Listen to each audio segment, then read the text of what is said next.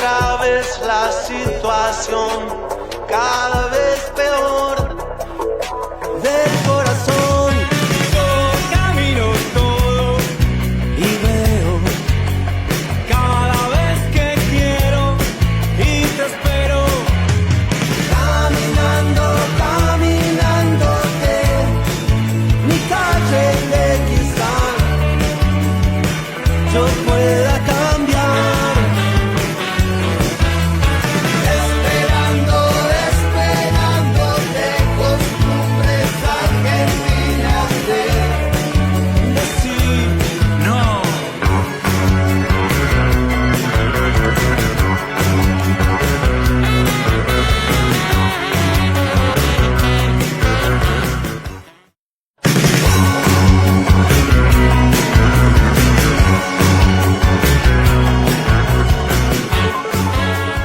Y comenzamos un nuevo programa de Doctrina en Realidad.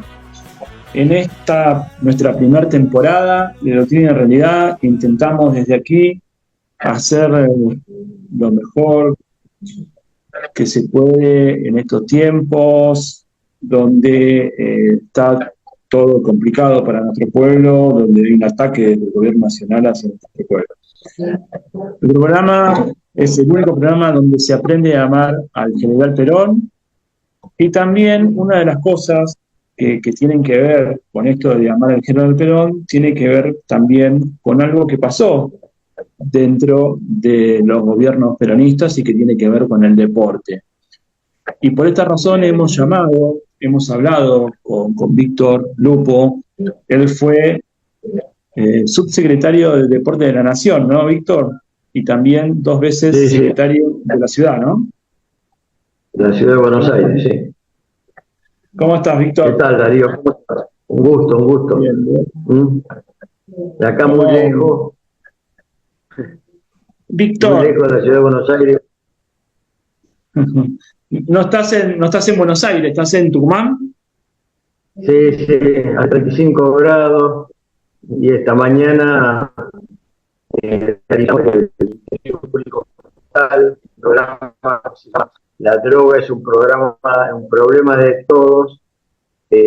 Una carrera para chicos que fueron durante todo el año, chicos estudiantes de 5 años, que se les dio capacitación en la prevención de adicciones.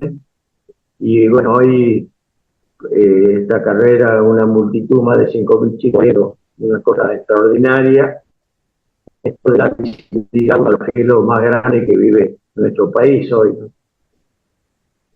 Víctor, una pregunta que te quería hacer que te queríamos hacer desde el programa, que tiene que ver con el tema de la ludopatía y el tema de las apuestas en el deporte. Me parece que es un tema, o si se quiere, el deporte, la parte online del deporte, ¿no? Los juegos de azar.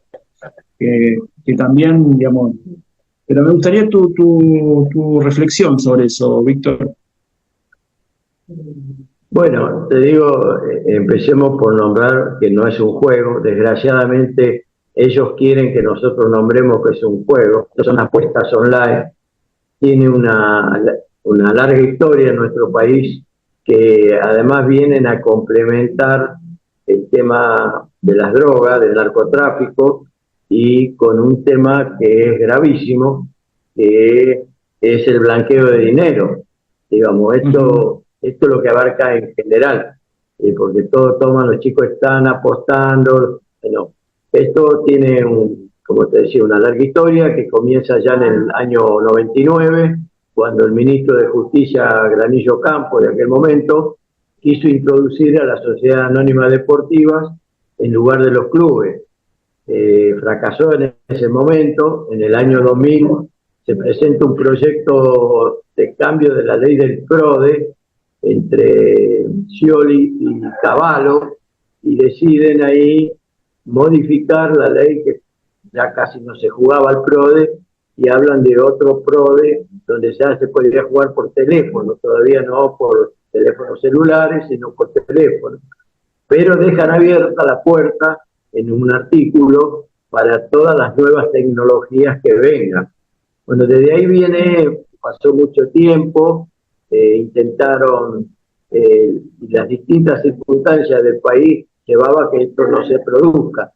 Pero aparecieron los primeros dirigentes de los clubes, dirigentes de los clubes profesionales, también con esta idea de las sociedades anónimas comerciales, que ya en la década del 2000 en Europa empezaban a ser un grave problema de corrupción, porque las primeras sociedades anónimas deportivas que conocemos aparecen en Inglaterra. Los primeros clubes los compran todo el dinero sucio de la ex Unión Soviética luego de la caída del muro de Berlín. Entonces ahí empiezan a desparramar como un ejemplo para otros países, pero hay muchos casos de corrupción, estafa, tal es así que si ustedes piensan que la Juventus, uno de los equipos fundamentales de Italia, lo obligan a descender, el presidente del Comité Olímpico Italiano, el vicepresidente del Comité Olímpico Nacional, detenido por esta causa de juego de doping, porque ya se empezaban a juntar, ¿no? Bueno, en nuestro país siguieron después de una película metal muy hermosa, digamos, la película se llamaba Luna de Vela, y iban todos y lloraban en el cine recordando aquellos viejos clubes, pero ese final de esa película era el caballo de Troya de lo que estamos sufriendo hoy, ¿no? Nosotros lo dijimos inmediatamente cuando se vende un club de Avellaneda para poner un shopping, ¿no? Y quienes lo venden, en la película que era Darín, le dice al amigo, y bueno, ponemos otros clubes, como si fuera una compraventa de un bien inmueble. Y esto no es, estaba vendiendo en esa película digamos, la identidad de una zona, de un barrio, de generaciones, distintas generaciones que habían levantado ese club. Porque debemos recordar que los clubes deportivos, sociales y culturales no son del Estado, son instituciones privadas que han construido sobre la voluntad de los argentinos a lo largo y a lo ancho del país. Bueno, esa película fue también para volver a insistir sobre las sociedades anónimas deportivas. Después te voy a decir qué tienen que ver con las apuestas online, porque nosotros llamamos una tríade del mal a las sociedades anónimas deportivas, a las apuestas online, que son aprobadas en el 2018, luego que en el 2016 el presidente Mauricio Macri decide eliminar Lotería Nacional, que es quien controlaba, y le vende a los gobernadores como una revolución cultural y económica, diciéndole que van a manejar ellos en cada provincia. Esto permitió que en el año 2018 se votara en la provincia de Buenos Aires, un 6 de diciembre, la primera ley, que además ni ley es siquiera porque la meten en la ley de presupuesto del año 79, que se vota en el 78, en un artículo allá, creo que es el 72, por ahí al final, donde dice están permitidas las apuestas deportivas. Entonces, ahí se aprueba y al otro día aprueba en la ciudad de Buenos Aires. Y la ciudad de Buenos Aires, con esa gran idea que los porteños son el dueño del país, dicen a las provincias que la que se quisiera adherir se adhería.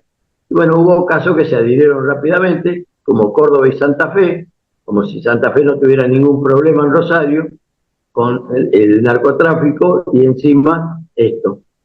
Bueno, después de eso se demoraron hasta el 2021, que es cuando comienza el juego.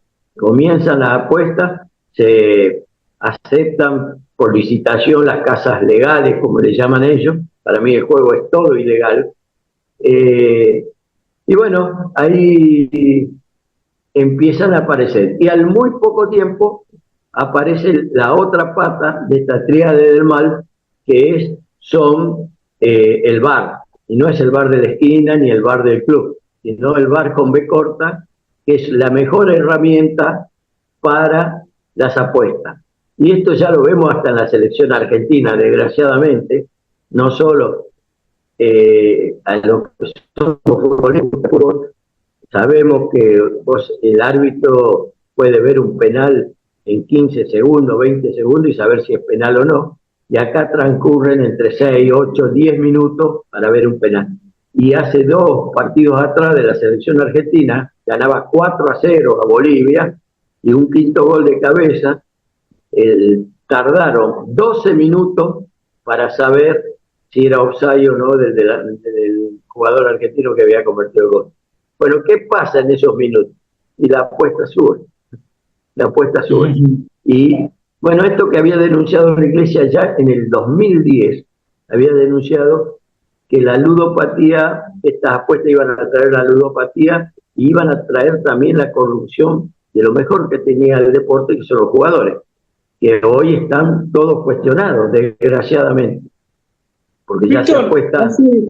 Sí, Víctor, hace unos días hubo Club Riestra, donde el técnico pone a un youtuber que entra y sale al minuto, ¿no?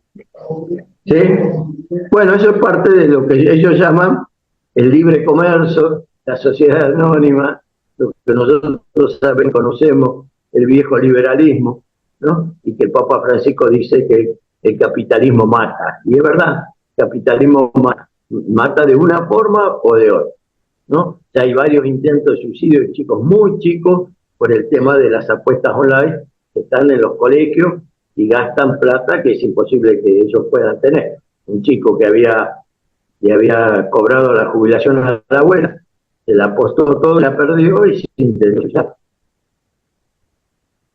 Víctor, entrando un poquito en la historia del deporte argentino, me gustaría, porque creo que, digamos, generalmente viste que los liberales dicen que no hay que mezclar la política con el deporte. En este caso, como nosotros somos peronistas, creo que es un deber, ¿no? Y hay una cosa que dice el presidente Milei siempre, que la Argentina deja de ser potencia mundial por allá por 1916 con el primer gobierno democrático, ¿no? Que fue el gobierno de Hipólito Yrigoyen. Hasta ahí me gustaría que nos comentes un poquito. Víctor tiene un libro que es el libro de la historia del deporte argentino, si no me equivoco, Víctor, es así, ¿no?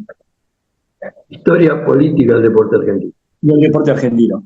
Y me gustaría, Víctor, ¿cómo era el deporte antes de 1916 y qué es lo que sucede después, ¿no? Con el gobierno de Yrigoyen.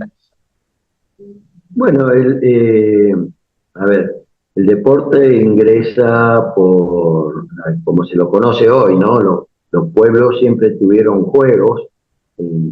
Singa, que es un gran catedrático holandés, decía que el juego es anterior a la cultura. Y es verdad, porque el niño nace jugando. Juega cuando gatea, juega cuando se pone de pie, cuando se pelea con el compañerito por el juguete, cuando patea la primera pelota, porque es una cuestión cultural también. Bueno, después de la Revolución Industrial le dan el formato que hoy conocemos de deporte, ¿no? Y esto lo hacen los franceses. Los ingleses inventan el fútbol, pero son los franceses los que le ponen las reglas. Y cuando vienen acá, esa gran inmigración entre 1875 y 1930, en un país que tenía 1,5 millones de habitantes, que éramos los argentinos, hay una introducción de europeos de 3,5 millones, digamos, que es donde esa mezcla es lo que hoy conocemos como el ser nacional, el ser argentino, y trae sus juegos, y los argentinos adaptan algunos de sus juegos, ¿no? Ellos vienen con el rugby, con el cricket y con el fútbol, especialmente lo que llamaban los ingleses, que no eran ingleses, eran de la Gran Bretaña, digamos, ¿no?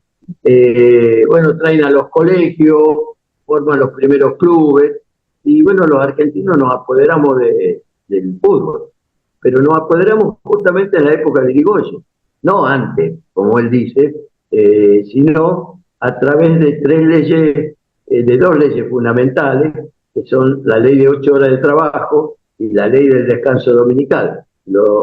El pueblo, cuando tiene más tiempo para la práctica deportiva, y comienza a crear sus propios clubes, y así van quitándole a esos equipos ingleses, que eran todos ingleses, que jugaban entre colegios, después se hace la Liga del Fútbol, lo que vendría a ser la AFA, que nace allá en 1930, nace el deporte como se lo conoce profesionalmente. Bueno, todo eso, esa introducción se debe a esas dos leyes fundamentales, que son de la época de Irigoyen, pero ya venían pregonando Alfredo Palacio, los anarquistas, que querían mucho, y después los anarquistas se pusieron en contra de esto. Y todos los clubes, si vos ves, se puede distinguir, cuando hacen investigaciones sobre los clubes fundados por los anarquistas o los clubes fundados por el Partido Comunista de aquella época, que son los que tienen biblioteca, creo que eran anarquistas, y los que tenían escenarios para bailes y todo, eran del Partido Comunista. Digamos. Bueno, todo eso los argentinos nos apoderamos. Y ahí nace lo que para mí luego se llamaría la comunidad organizada, ¿no? Donde todo se organiza en un barrio a través de un club, de un templo, de cualquier religión, del municipio, digamos, y distintas organizaciones que son las que componen esa comunidad y que le dan una fuerte identidad a los barrios o a las ciudades, ¿no? Bueno, eso es y eso tiene que ver con la política. ¿Quién son los que quieren decir que no mezclemos la política? Son los que dicen que estamos en contra de la política. Por eso, y la política sabemos que es la mejor herramienta para el bien común, ¿no? Esto es la historia de la humanidad, no es la historia de unos pícaros. Y esos pícaros lo que dicen, no mezclemos la política. ¿Por qué? Porque la política la hace solamente la élite de ellos. Y esto no pueden aceptar la política como una herramienta del pueblo organizado. Víctor, ¿quién fue Alfredo Armando Aguirre? Alfredo para mí fue el mayor, era un sociólogo, pero para mí es el mayor historiador de la cultura popular, ¿no? Un hombre que murió hace un par de años, que fue capaz de estudiar, de participar en la defensa de la ley del deporte, que algunos vivos la querían sacar, diciendo que era vieja, porque se había aprobado en 1973, y porque esa ley del deporte es lo que es realmente una herramienta del peronismo gobernante, donde no gobiernan las élites, sino que gobierna el pueblo organizado. Esa ley la presenta Perón en noviembre del 73, al mes de asumir, y presenta, o casualidad, con dos leyes más. Son las tres leyes que Perón presenta durante su mandato, su tercer mandato democrático y elegido por el pueblo. Estas leyes tienen la idea de una conducción organizada, no de un funcionario a cargo, sino que el funcionario es esclavo de lo que dicen esos consejos que se formaban. Y bueno, la ley en el año 76 sufrió lo que sufrió el pueblo argentino, la muerte de quien había escrito la ley de contrato de trabajo, el asesinato y la destrucción de las leyes. Martínez de Oz lo primero que hace es destruir la ley de contrato de trabajo, la ley del deporte la manda a guardar, no sé, hasta el año 89 que la podemos poner en funcionamiento. Bueno, esas leyes son ejemplos de legislación para todo el mundo, ¿no? El mundo no puede aún entender cómo se puede gobernar así. Bueno, porque no nos pueden entender a los peronistas. Esta es la realidad. Víctor, ¿cuáles fueron las herramientas que utilizaron Perón y Evita para la práctica masiva del deporte? Si algo pasó en esos 12 años, entre el 43 y el 55, una práctica masiva del deporte, ¿no? Y a su vez, son dos preguntas en una. Y a su vez, la Fundación Eva Perón y su relación con el Estado presente. A ver, a mí no me gusta hablar del Estado presente con un Estado liberal. Es imposible decir un Estado presente con un Estado del enemigo. En ese momento, en esa época, nosotros decimos que estaban dos de las organizaciones fundamentales de una comunidad organizada, y son las organizaciones libres del pueblo. La más grande era la CGT y la segunda fue la Fundación Evita. Les gusta atacarla a la Fundación Evita, decía que era el gobierno. No, no, no. La Fundación Evita funcionaba con las donaciones, y la donación especialmente de los trabajadores organizados. Y esos estamentos del Estado eran los que construyeron ese deporte genial de esos 10 años, extraordinario del deporte argentino, no solo por los resultados, sino también por la masividad. Vos calculás que en un pueblo que tenía 15 millones de habitantes había 5 millones de deportistas federados en la Confederación Argentina de Deportes. Víctor, te voy a pedir que vayamos a una pausa, ¿te parece? Y cuando regresamos, te voy a preguntar sobre el tema de los campeonatos Evita, pero también con respecto a la Copa de Evita en España. Una cosa que leí en estos días, que había una Copa de Evita en España y que duró durante por lo menos 6, 7 temporadas, si no me equivoco. Pero bueno, y eso te lo voy a dejar que me lo respondas cuando volvemos en el próximo bloque. ¿Te parece, Víctor? Sí, cómo no. Muchas gracias. Vamos a una pausa y ya regresamos con el compañero Víctor Lupo y más Doctrina y Realidad.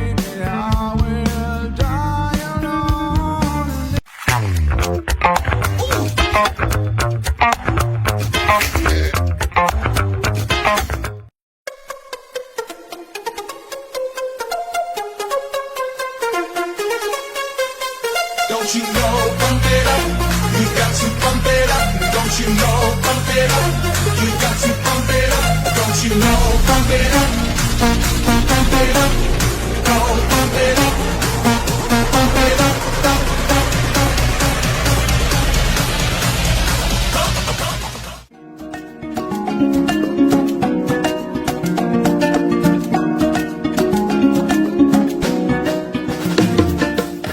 Let's do it for the frustration, aggravation, masturbation. Let's do it for the attention, fascination, education. Alright then, let's forget our troubles. Start over, right like others wrong. So great at peace and fit together, printing that everything's wrong.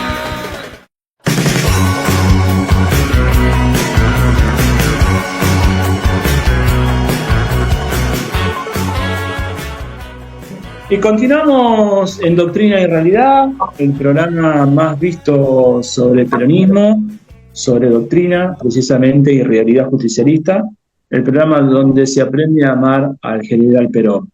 Y estábamos conversando con Víctor con respecto al deporte en el peronismo, y la pregunta que te había dejado planteada, Víctor, que tiene que ver con el tema de los campeonatos Evita y la Copa Evita en España, cosa que he leído en Universidad Libre en estos días, han publicado en Universidad Libre, es de ahí donde yo lo he visto, y también, a raíz de esta pregunta que tiene que ver con el tema de los campeonatos Evita, me gustaría, Víctor, que nos comenten si es verdad esto que se dice que los campeonatos Evita nacieron para que los chicos conozcan Mar del Plata, ¿no? Y si es verdad que el deporte en el peronismo es inclusivo. Bueno, vamos a poner las cosas en orden porque pasados 70 años se van desviando muchas cosas, ¿no? Y además uno va entendiendo a veces con el tiempo toda la época del exilio del general Perón, la época de la resistencia, lo que decía que él más allá de aquellos tipos que son irreconciliables con el peronismo, que decían que el tirano y todas esas barbaridades regalaba motonetas.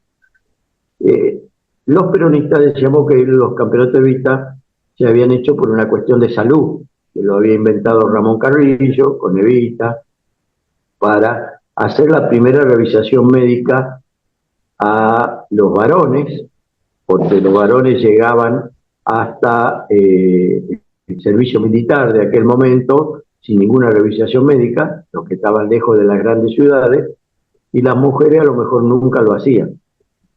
Es parte de verdad, yo creo que Ramón Carrillo fue el gran pensador de estos torneos, pero yo creo que Perón y Evita siempre estuvieron más allá de ese pensamiento, ¿no? Y hacían, el tema fue también educativo, en los torneos se educaba, se jugaba durante todo el año, le era esencial el juego limpio, ¿no? En cada uno de los lugares, se destacaba mucho eso.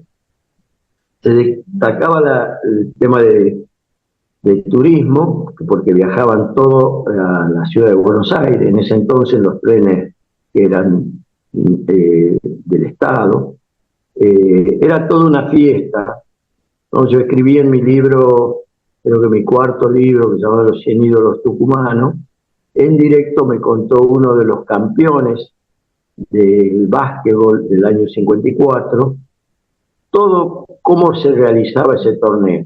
Por ejemplo, él jugaba en un equipo que tenía 5 equipos, un club de básquet, 5 equipos jugando con el mismo director técnico.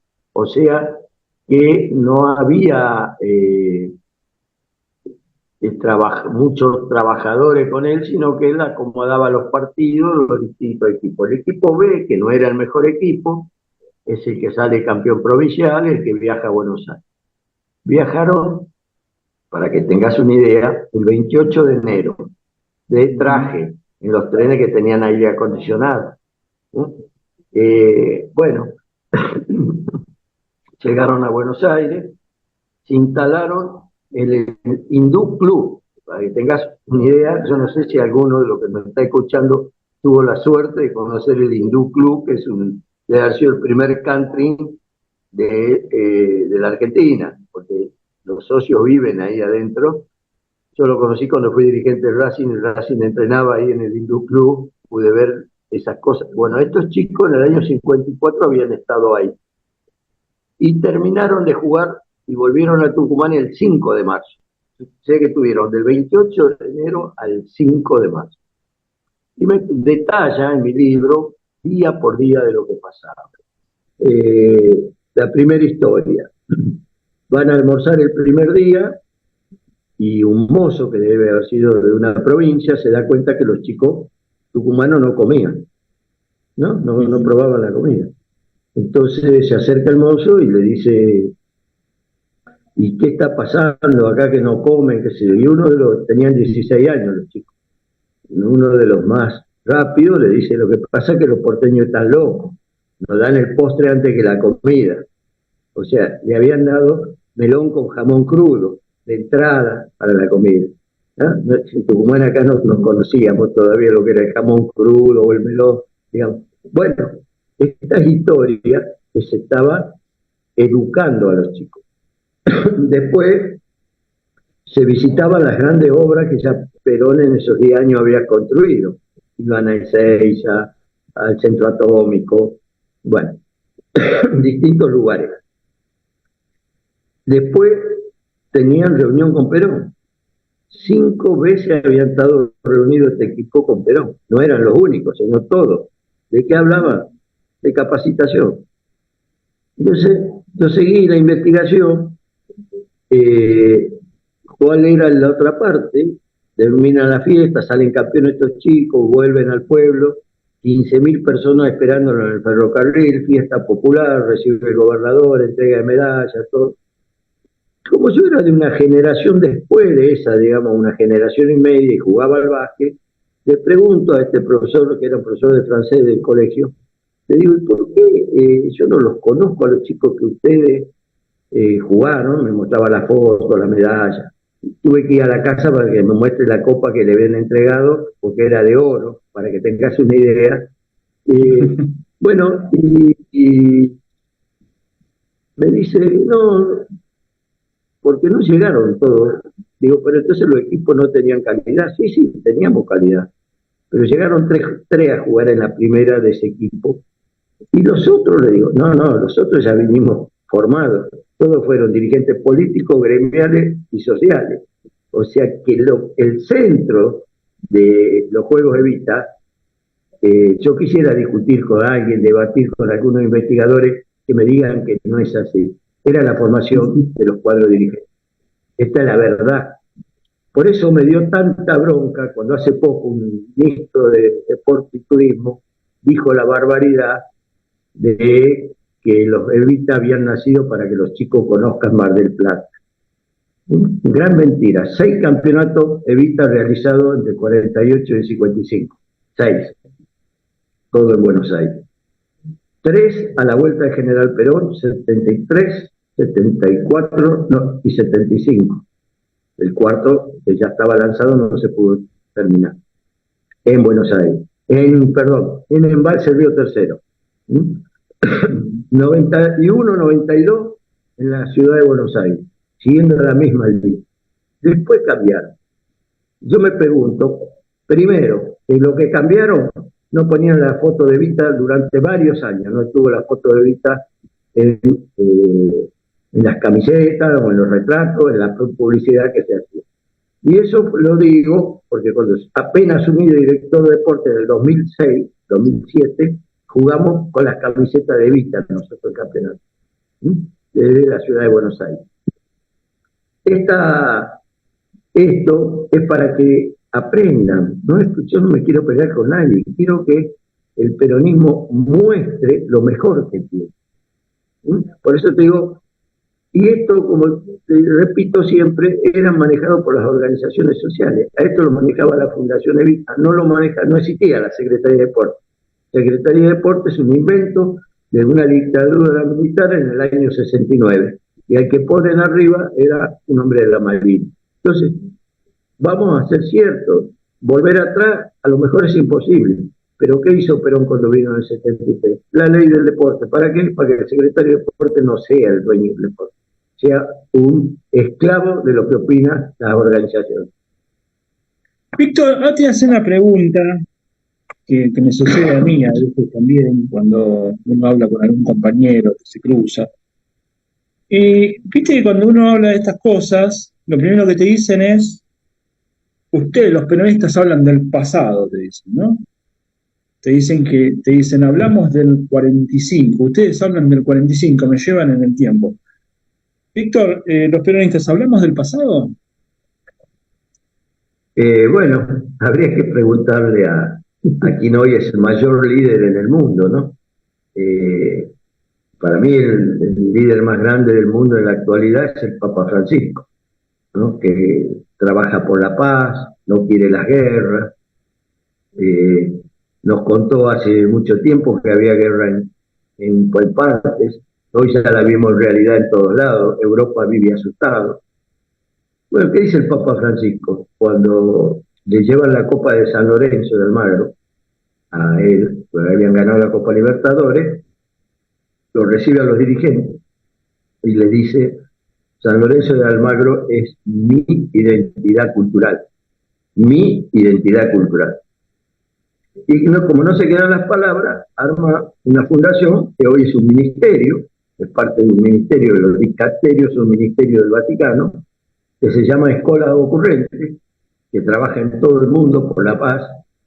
El Papa Francisco pone lo que acá conocíamos en la época del primer peronismo, el deporte es una escuela de vida, él le agrega, el deporte es una escuela de vida y de paz, y nos dice a todo el mundo, el pacto social educativo en el mundo está roto, se rompió. Hay que armar un nuevo pacto educativo deportivo, que lo intentamos nosotros, presentándole al ministro de Educación anterior de cómo hacerlo. Bueno, por lo menos somos pioneros y tratamos en esto de abrir camino, como dice el Papa Francisco, y él nos tira una frase ahí que es extraordinaria, a ver si es para el pasado, para lo que dice del pasado. El Papa dice, no concibo la educación sin el deporte. Papa, digamos, concepto más adelantado que hace la educación no hay, que yo sepa, no hay, o solo que quieran jugar con los celulares y apostar para sacar todo el ludópata, ¿no? Bueno, esta es la discusión, cuál es el adelante, cuál es el futuro que discutimos y cuál es el pasado. Si no van a matar a un tercio de la población mundial, bueno, seguiremos siendo el pasado, ¿qué va a ser? Pero ¿cómo no vamos a ser nostálgicos de la mejor época que vivimos en el país? Que además, yo creo que eso también es el futuro, ¿no? Por supuesto, es el futuro que nos espera, es el futuro que debemos darle a los jóvenes, es el futuro donde el faro ideológico del mundo es la doctrina justicialista. Víctor, te quiero decir una frase que me hizo, que me gustó, digamos, ¿no? Por eso te voy a repetir, te voy a citar. Vos decís que una frase de Perón sería, ¿no? Que los pueblos no tienen perfeccionada su alma sin el deporte. ¿Qué te parece? ¿El pasado o el futuro? Para mí es el futuro. Si no, le preguntemos a los europeos. Esa frase fue en la entrega de los campeonatos de vista, rodeado de los deportistas, de los campeones mundiales de básquet en 50 y de todos los ganadores de los Juegos Panamericanos de 1951, en la entrega de premios de 1952 de los Juegos Infantiles de Vista. 52.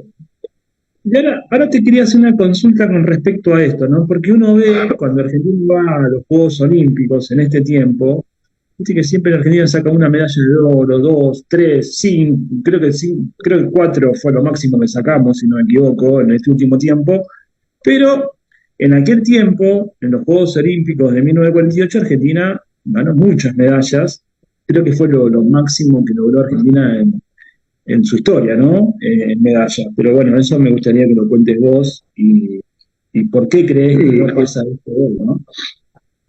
Bueno, ¿sabiste? Si vos querés, te acordás que es la frase extraordinaria que el árbol no tapa el bosque, ¿no? Y siempre un árbol, si uno se pone detrás del árbol a mirar el futuro, tapa el bosque, no vas a ver nada. Bueno, yo creo que en 1948 hay que ver el bosque, no las medallas, las 6 que se ganaron, o las 7, no me acuerdo cuántas eran, sino la cantidad que tuvimos para atrás de segundo, tercer puesto y diplomas olímpicos que se llaman, en esa época no existía, que vendrían a ser entre el cuarto y el octavo puesto, ¿no? O sea, que estás en un primer nivel mundial, en cualquier deporte.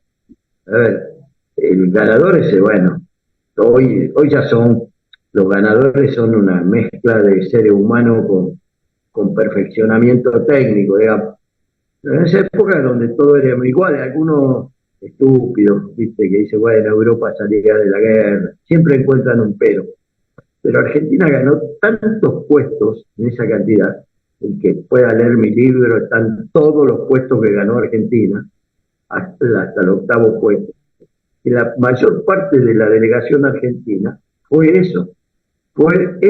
Y además mostraban al mundo que salía de la guerra, así lo que le mostrábamos era una nueva doctrina que no era ni la izquierda ni la derecha, ¿no? El justicialismo es una ideología superior a ambas ideologías que en ese momento estaban y que siguen siendo las mismas, ¿no? Digámosle con otro nombre, progresismo, izquierda, pseudoizquierda, o la derecha, como le llamaban, la derecha, ¿no? Que son un par de locos, pero bueno, el peronismo sigue siendo el futuro.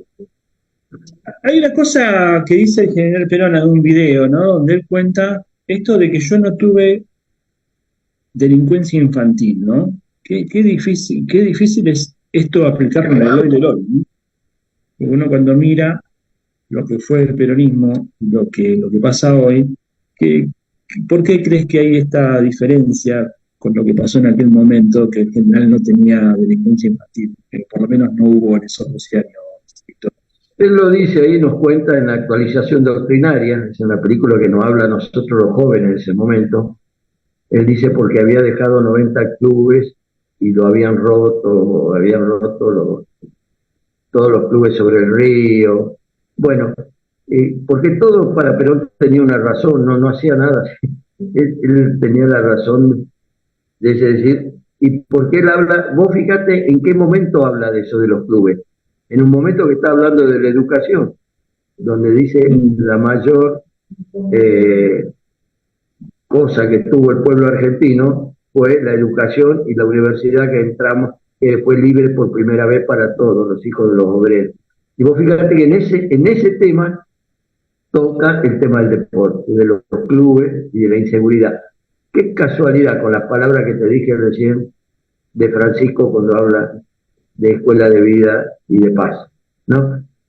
Porque esto es no romper un conjunto orgánico de instituciones que hacen para la formación de una nación, ¿no? Creo que esto es lo que nosotros llamamos comunidad organizada y que ahora cualquiera la usa como una frase, un eslogan, qué sé yo, de venta de cerveza, de cualquier cosa. Entonces, esto era una realidad que pudimos hacer en un pueblo alejado de lo que ellos llaman el centro del mundo, un pueblo feliz y creado en una base ideológica central que es la del amor, ¿no? Si no, no se entiende de qué estamos hablando. Víctor, te escuché hablar, ahora otra pregunta, que tiene que ver con el tema de las 3T, ¿no? Esto de tierra, techo y trabajo, pero también hay otras 3T, ¿no?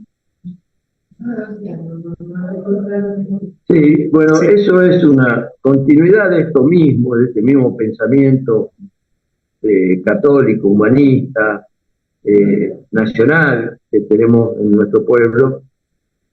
Cuando el Papa lanza las 3T que hay que recuperar, que son tierra, techo y trabajo, los curas villeros de la Argentina, estos orfebres de la nueva comunidad organizada, lanzan las 3C, que son colegio, club, capilla, ¿no? Y de cualquier religión, no están hablando solamente de la capilla de los... Pero ellos la llevan a la práctica, porque esto se antepone a lo que estaba y está ocurriendo en nuestro pueblo, desgraciadamente, que son otras 13 que tienen, que es la calle, el pibe en la calle, no va a la escuela, no va al club, no va a la capilla, que eso te lleva a otra C, que es la cárcel. Ese pibe tiene destino muy pronto, un poquito más lejos de cárcel, y el último destino que es el cementerio, ¿no? Entonces, hablamos de 3C virtuosas, donde estas 13 virtuosas tendrían que estar en los barrios más humildes, más en un país donde hay un 50 o 60% de jóvenes bajo el nivel de la pobreza, ¿no? Ya digo, una gran cantidad de marginales. Bueno, este es el plan central, el plan divino, que creo que hay que llevarlo a cabo en la tierra, y bueno, estamos trabajando para eso. Algunos pensarán que estamos locos o que seguimos siendo nostálgicos. Nosotros creo que estamos trabajando para el futuro, creo que estamos dejando a esos pibes que lo estamos sacando de la droga, de la única posibilidad que tienen de salir de la droga, que es salir en comunidad, no salir en forma individual como quiere el liberalismo, ¿no? Para salir un chico de la droga necesita de la comunidad, ¿sí? De la comunidad de su barrio, de la comunidad de su familia. Bueno, hay que recomponer esta comunidad. Y este es el trabajo que realizan los curas villeros y muchos laicos, muchísimos laicos, ¿viste? Que somos capaces de acompañar esta idea, de acompañar a los barrios, construyendo el día a día, recuperando a los chicos que han entrado, luchando contra la ludopatía, porque esto de la ludopatía, y yo te dije, los curas villeros en el año 2016 sacaron un duro documento para que no se vote la ley. Y decían, van a instalar un casino en cada casa. Yo creo que se quedaron cortos, instalaron un casino en cada celular.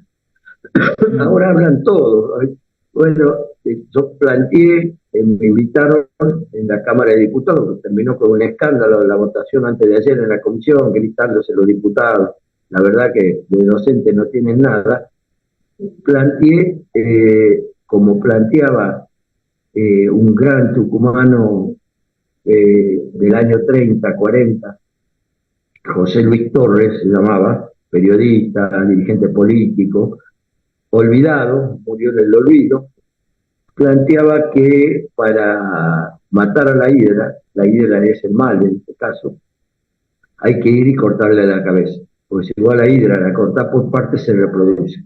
Y esto él tenía un camino, llegó a comprender al final de su día que ese camino, esa cabeza estaba en Inglaterra, no era casualidad. Bueno, yo usando esa frase dije, si no eliminamos el juego, vamos a ir cortando la hidra en partes. Lo dije a todos los diputados reunidos, por supuesto para ellos esto es una locura, no.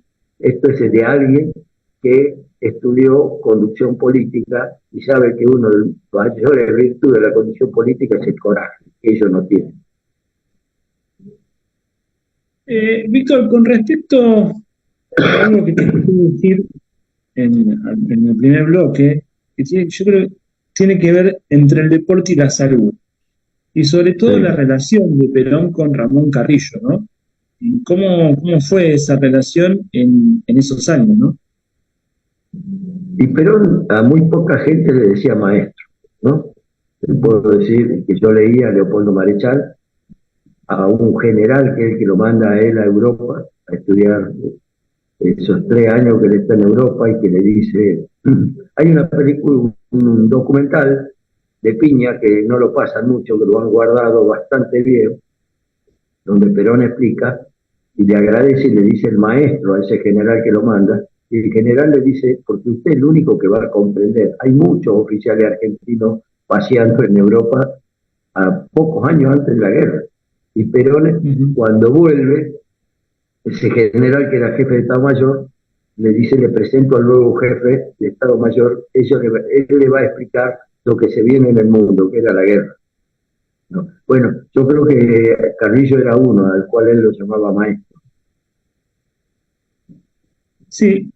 Ahora, una cosa que tiene que ver con la Constitución del 49 y aquello de la cultura física, ¿no? Sí.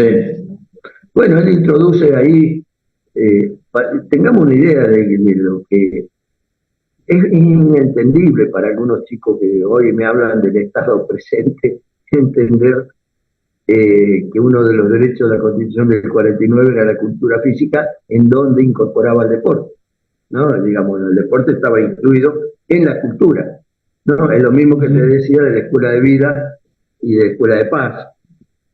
Voy a incluir a dónde iban cuando lanzaban esta idea. Lanzan los Juegos de Vista y los campeones que sacábamos los Juegos Olímpicos y el deporte federado y 5 millones de deportistas, todo esto estaba incluido en la Escuela de Vida. O sea, ¿qué estábamos haciendo? Educando.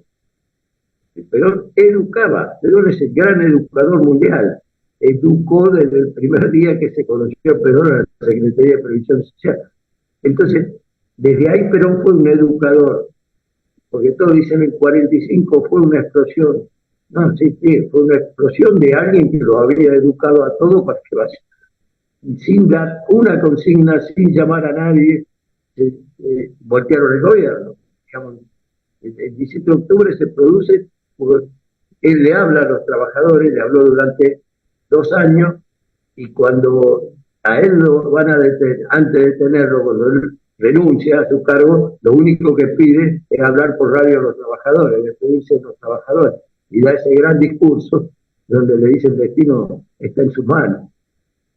Y ahí se produce el 17 de octubre. Pero, a ver, por eso tengo los investigadores tienen que trabajar, y por eso cuando vos me preguntaste, que no te contesté del todo quién fue Alfredo Armando Aguirre, fue un gran maestro, un educador. Había estudiado todos los decretos de Perón en sus 10 años de gobierno. O sea, y a todo le había puesto un sentido. Digamos, aprendimos ahí, también con él y con otros maestros que nosotros tuvimos, qué era el peronismo, ¿no? Más allá de que uno lo lleva en el corazón, entenderlo cuando usted dice amar a Perón. El amor no se puede explicar, pero esto es parte de esa explicación del amor a Perón. Víctor, ¿qué sucede en 1995 con el deporte? Te escuché alguna vez hablar del genocidio del deporte, una cosa que hace la fusiladora. Y también me gustaría, ¿cuál es la ideología deportiva que trae la dictadura cívico-militar de Argentina con respecto al vaciamiento de los clubes en 1976, ¿no? Creo que va de la mano esto, ¿no? Sí, yo creo que comienza un proceso, ¿no? Lo que se había armado, ese Estado que había armado Perón, no es que cayó de un día para otro, tuvo un proceso eh, prohibiendo, así como intervinieron la CGT, intervinieron la Confederación Argentina de Deportes. Si hay dos procesos paralelos, siempre fueron el deporte y los trabajadores. Atacaron a los clubes, no dándoles, pero no los pudieron destruir, ¿no? Tal es así que cuando Perón vuelve, tenía a todos los deportistas al lado de él. Y vos hablabas de una Copa Evita en Europa. Bueno, yo te digo, durante todo el exilio de Perón, se crearon los Juegos Iberoamericanos en España. Los españoles hacían los Juegos Iberoamericanos.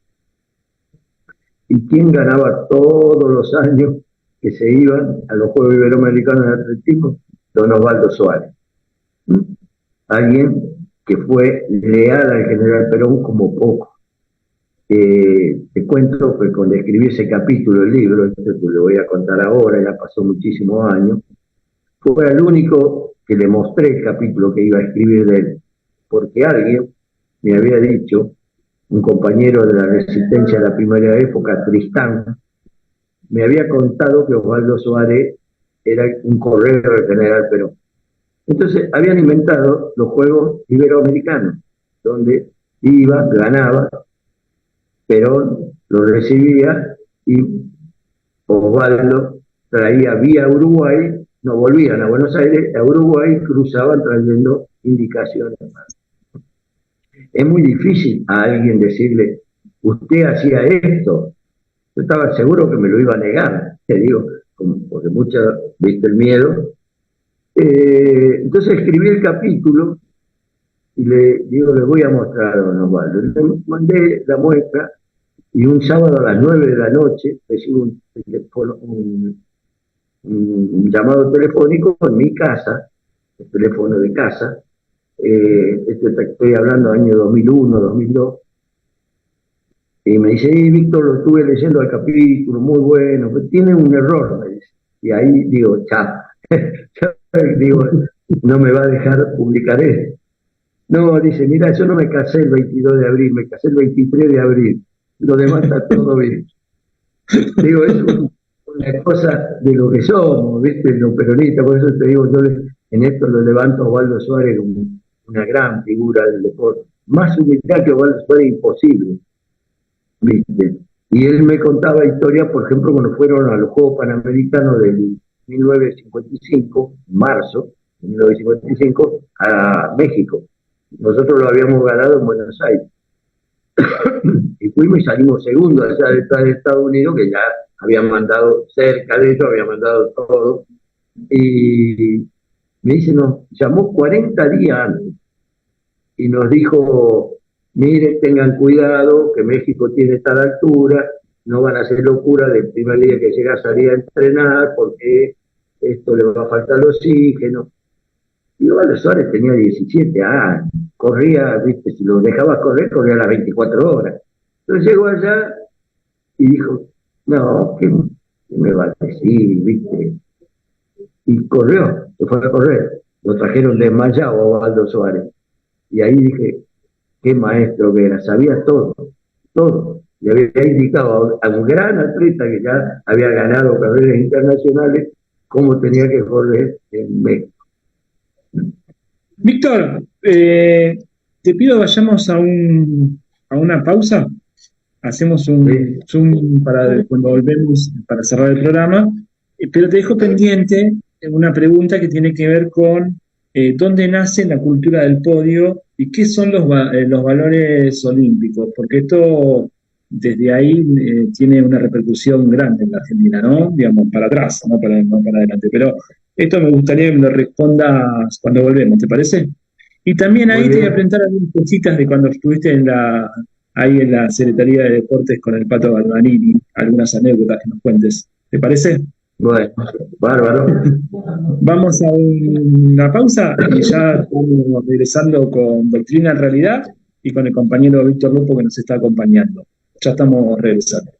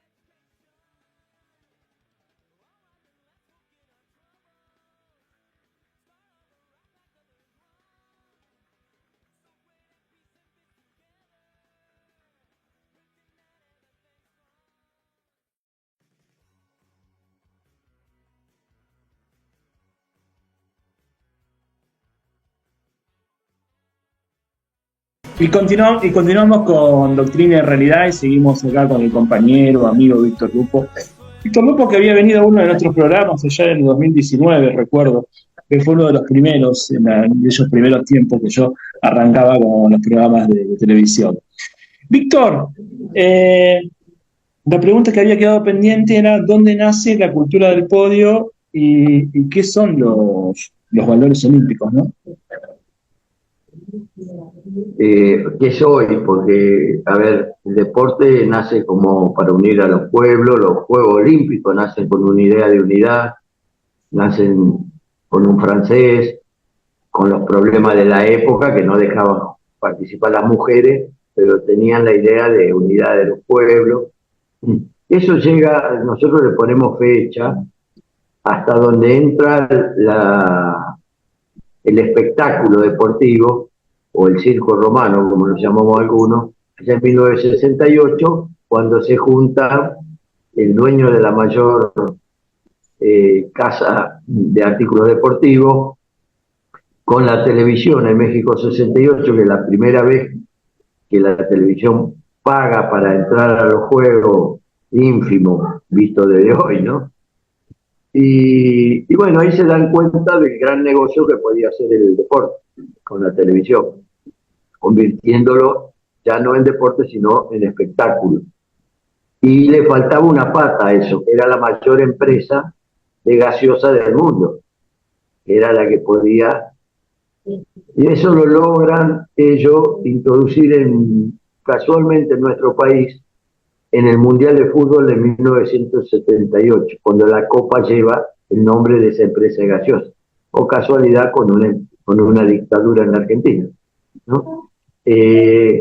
Bueno, ahí comienza el espectáculo, ahí ya comienzan lo que digo en mi último libro, que es El deporte en la cultura del encuentro, al deporte como lo habíamos conocido deja de ser eso, empieza a ser un espectáculo que traen algunos vicios como la corrupción, el doping, la violencia, y ya decíamos en aquella época, 2014, 2015, que escribí el libro, la que se viene, que son las apuestas deportivas. Y que eso había convertido al deporte en un negocio y había nacido esta idea de la cultura del podio, donde solamente sirven los que ganan y lo demás, bueno, no sirve para nada. Que algunos le llamamos de nuevo, introducieron el circo romano, donde los deportistas pasan a ser los esclavos modernos que se preparan para convertirse con los leones y morir en la arena, digamos. Y eso no, por eso te digo, porque no les importa si el doping le hace mal o bien, no le importa la corrupción, digamos, donde ya vemos que los casos explotan por todos lados, ya no se puede contener eso, ¿no? Que los deportistas son los primeros apologistas de las apuestas. Veamos qué dicen. Después de hacer toda la apología, dicen ahí chiquitito, pero tiene que ser mayor de 18 años. Y aparece, si vos te fijas bien en la publicidad, aparece el 1 y después aparece el 8. Es un juego muy sutil que ellos tienen, y ellos saben, los deportistas, que eso hace mal a los pibes que eran como ellos. Entonces, bueno, empezamos a tener ya deportistas no comprometidos con su pueblo, que es lo que está pasando en la Argentina. Les importa solamente lo que les sucede a ellos.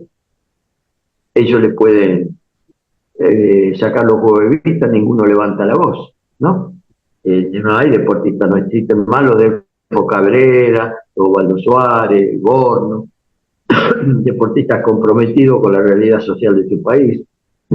Son todas máquinas de trabajo y de hacer plata. Bueno, esto es la cultura que impusieron, por eso le pusimos la cultura del podio, que llamó mucho la atención, la atención. Bueno, yo creo que esto es parte de lo que estamos viviendo. Creo que esta sociedad va como un tren alocado sin freno a chocar. Y que, bueno, habrá otra civilización que reemplazará esta, que esperemos sea más humanista. Víctor, me gustaría alguna anécdota que nos cuentes, que te acuerdes, cuando fuiste subsecretario de Deportes de la Nación. Y tengo tantas. Yo creo que la mejor, más que anécdota, es haber construido el Consejo Nacional del Deporte. Que lo quieren ocultar, que ya varios de los que lo integraban fallecieron. Acaba de fallecer hace unos meses un dirigente de 101 años, que fue dirigente del atletismo, ministro de Educación de Chubut, que integró el primer consejo. Integró Julio Grondona también el primer consejo. Y éramos todos pares y se votaban las decisiones de políticas deportivas, donde, bueno, todos dicen no hay participación. ¿Y quién es la participación? Ya van a un deportista famoso, nada, eso no sirve para nada. Tiene que entender de políticas públicas deportivas, de leyes, y eso no le gusta. Digamos, bueno, pero creo que hay que seguir pregonando, esto pregonamos todo. Esto es una larga cultura de jóvenes que armó Perón, de la militancia peronista, que muchos empezamos por otros lugares, pero sí veníamos de algunos clubes, y que nos dio aquella señal a los jóvenes en el 72, 73, cuando hablábamos recién de las cosas que nos decía, que a nosotros muchas cosas nos parecían irreales, digamos, pero él estaba hablando para adelante. Hay una compañera que dice, Perón nos espera en el futuro, ¿no? Y bueno, creo que es una buena frase, ¿no? Nos está esperando, seguramente a nosotros ya no, porque estamos dejándonos, pero a muchos jóvenes que nosotros tenemos la responsabilidad como dirigentes políticos deportivos de dejarle la idea de que el general Perón cuál era, la levita cuál era. Después vamos a debatir todo lo que quieran, pero nosotros nunca abandonamos la militancia deportiva de Perón, que tiene que ver con la política. no es que somos militantes deportivos, no, somos dirigentes políticos deportivos. Primero político, si no entendés que sos un dirigente político, estás muy, muy mal, digamos, y no vas a poder armar esta idea de un país distinto de comunidad organizada. Víctor, ahora una pregunta que tiene que ver con el general Perón y cuál era el club de sus afinidades, ¿no? Y acá hay digamos que hay dos bibliotecas. Una que en esa biblioteca hay un 90% de esa biblioteca que dice que el general era hincha de Racing, y después hay un 10% que dice que, bueno, el general era hincha de Boca porque, no sé, algún que otro compañero habló con el general Perón le dijo, sí, yo soy hincha de Boca, y entonces baja del avión y después dice, sí, el general Perón hincha. Pero, digo, si vamos a la realidad, uno cuando estudia el general Perón, el deporte, sobre todo vos, Víctor, ¿de quién era hincha el general? Bueno, es una buena pregunta porque me peleo todos los días con mi amigo. Yo le digo, ¿a quién le creo? ¿O a Perón o a Antonio Curiel? Yo le estoy creyendo a Perón. Digo, Perón era hincha de Racing como Gardel, ¿viste? Era además hizo el estadio más maravilloso que para poder ver, y ahora que nosotros estamos a punto de jugar la final de la Sudamericana, imaginaros hincha de Racing cómo estamos. Perón era un argentino y tenía que ser futbolero. Esto dice, no, Perón no le gustaba el fútbol. Por Dios, si no le gustaba el fútbol. El grito que da en la cancha de Boca, esa foto que está saltando en la cancha de Boca, el gol de Grillo a los ingleses, es solamente un futbolero puede hacer eso. Entonces yo creo que bueno, pero vos fíjate que tuve la suerte de conocer a Cereijo, nosotros que nos cargábamos, que éramos Deportivo Cereijo, y en la casa de él, una vez que estaba en la comisión del Racing, fue toda la comisión a saludarlo, que íbamos a recibir, fue el último homenaje que le hicimos en la cancha del Racing, está muy viejito, y yo veo en el estante de la casa de él una cancha de oro, y yo creía que era el cilindro, y le digo, don Ramón, ¿este es el cilindro? No, este es la cancha de Vélez, que al que más plata le dimos, le prestamos, porque vos sabés que de las primeras décadas del siglo pasado, los dirigentes ponían sus casas como hipoteca. Boca, el crédito del año 41, 42 que le dan el Banco Nación, lo termina pagando en el año 74. O sea que el presidente, que era Sichero, de Boca, termina sacándole la hipoteca de su casa en el año 74. Fueron pagando mes por mes. Esto para los estúpidos que dicen que los dirigentes roban, sí, que debe haber algunos ladrones como en todos lados. Pero esos dirigentes son los que construyeron nuestra identidad. Y por esos dirigentes son que estamos en contra de las sociedades deportivas anónimas. Por eso dirigentes inculcaron una pasión. Por eso estuve en contra cuando Macri cambió el nombre del estadio de Boca para ponerle el de Alberto Costarmán. Porque realmente el que hizo el estadio se llamaba Sichero, ¿no? Entonces, bueno, ahí me enteré, que después lo estudié, que está en mi libro, que la idea de los 5 estadios en la Argentina es una idea cuando se lanza un fondo del deporte que después se incluye en la ley, pero lo incluye en la ley, en la época de Justo para poner a su yerno, que era presidente de la AFA, después lo pone presidente de Boca, hace bajar la comisión, lanza la idea de un fondo del deporte para 5 estadios, que son el de Huracán, el de Racing, el de Vélez, el de Ñul y el de Vita, se llamaba, de Junín, que después le pusieron Sarmiento de Junín, digamos. Porque esa idea de los clubes pone la continuidad política de la Argentina, de Irigoyen en adelante, más allá de las anécdotas, se va construyendo. Hay otros que vienen a destruir. El 55 se vino a destruir.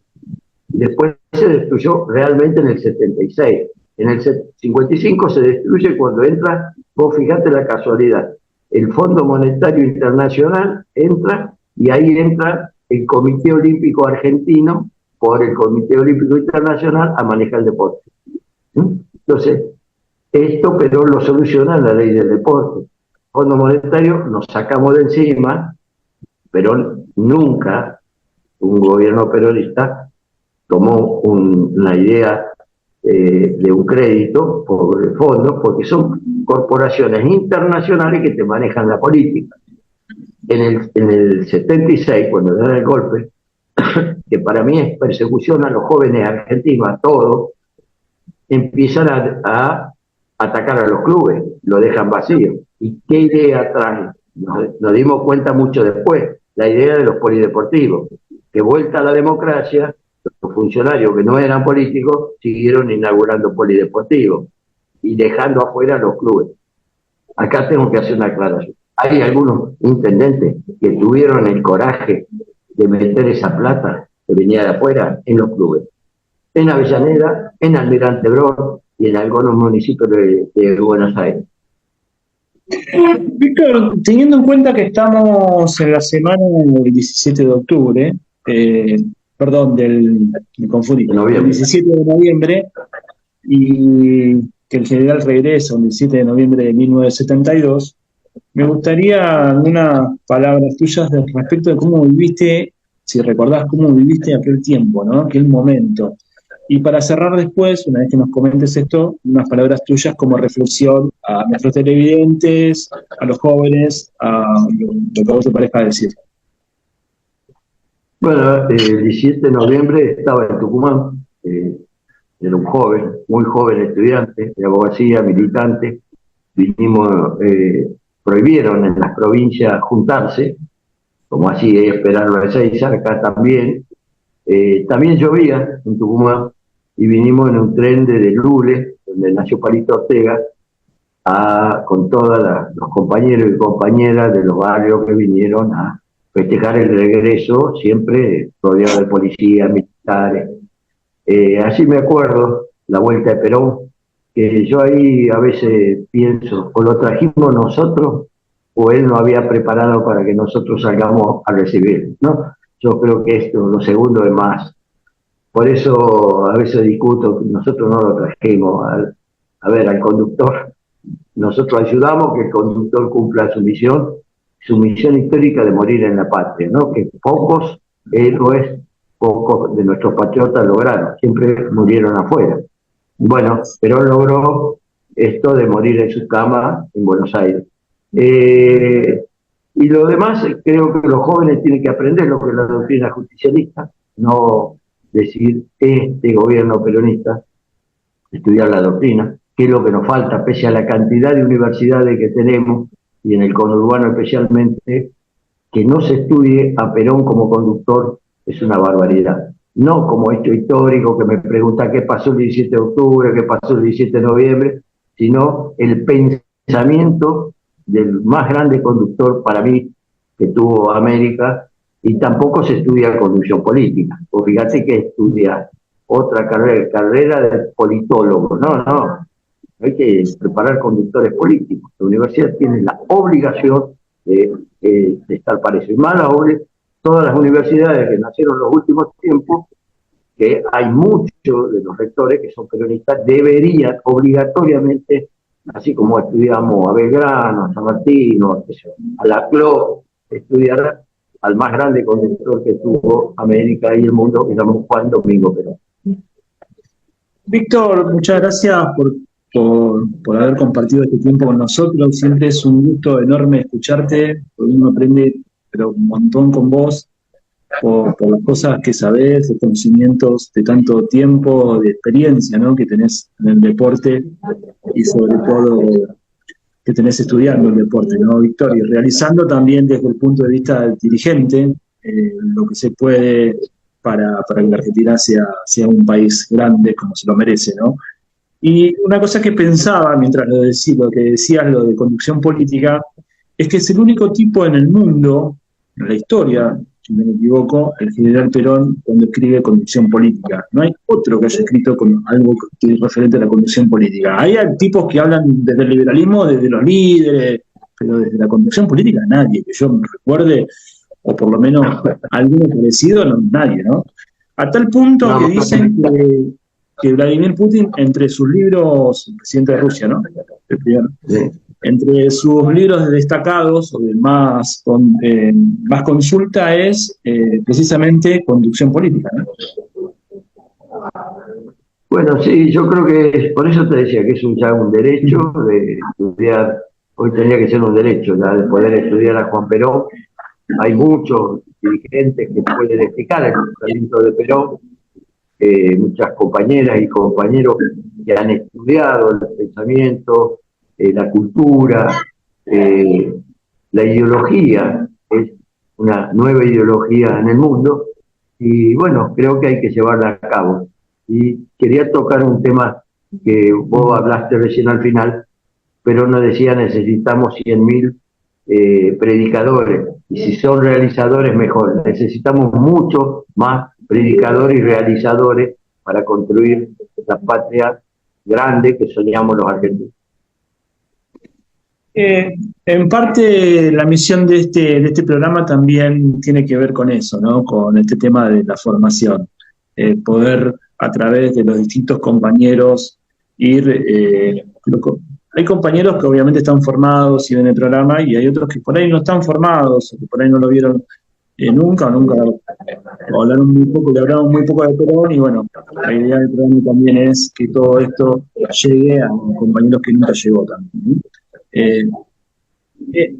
Como bien decíamos, esto de aprender a amar al general Perón, ¿no? Creo que cada uno de nosotros da un aporte en este sentido, cada uno de los compañeros que que trabaja en esto, ¿no? En darle a un problema que tiene hoy la Argentina, creo yo, Víctor, que es la ausencia de conducción, ¿no? Digamos, mientras el general Perón la Argentina tuvo una conducción política desde el punto de vista del movimiento nacional, ¿no?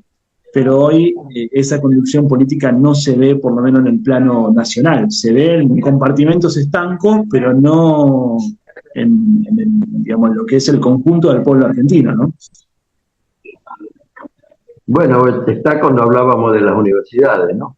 Hay que estudiar a Perón como el gran conductor, no solo cantarlo en la marchita, sino que estudiarlo y no gestión ni ser politólogo. Eso, ser politólogo es para explicar como un periodista, o enseguida tenés un cargo para gestionar, pero no para conducir. Son dos cosas totalmente distintas, gestionar que conducir. Nos faltan conductores, que el peronismo lo tuvo de sobra en esa época gloriosa que tuvimos en la Argentina.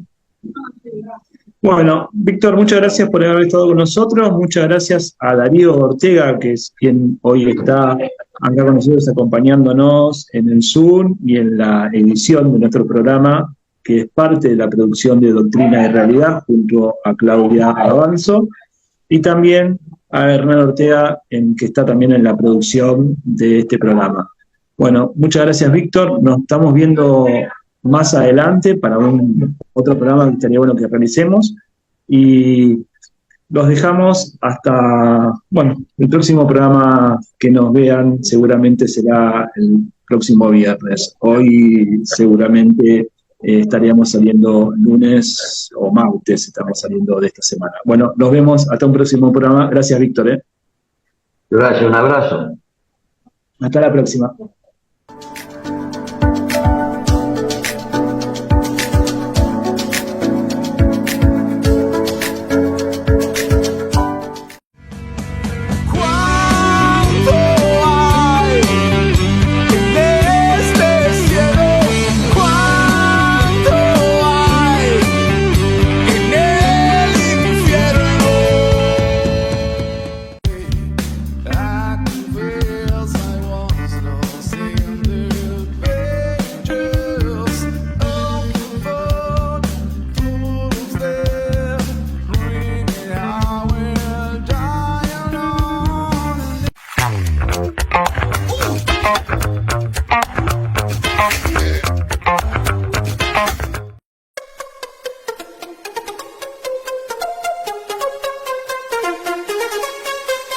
Don't you know, pump it up, you got to pump it up. Don't you know, pump it up, you got to pump it up.